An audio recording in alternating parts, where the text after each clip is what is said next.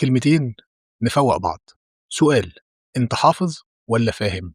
يعني الرأي اللي في دماغك دلوقتي جِبته منين؟ ده فعلًا رأيك والّا رأي حد تاني سمعته وعجبك؟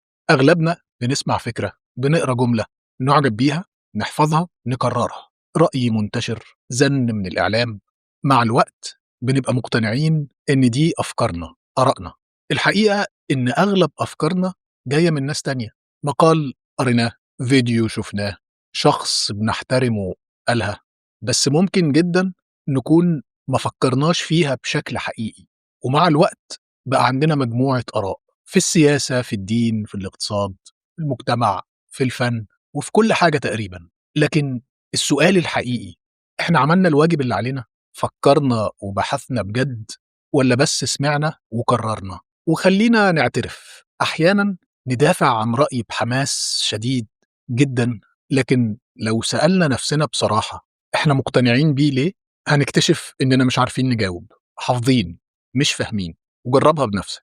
المشكلة مش إننا نتأثّر بأفكار غيرنا، ده طبيعي، المشكلة إننا بنكررها كإنها أفكارنا، من غير ما نعمل اللي علينا ونفكّر بجد. أغلبنا محتاج يسأل نفسه من وقت للتاني، الفكرة دي أنا وصلت لها والّا بس وصلتني؟ أنا بافكّر والّا بس باكرّر؟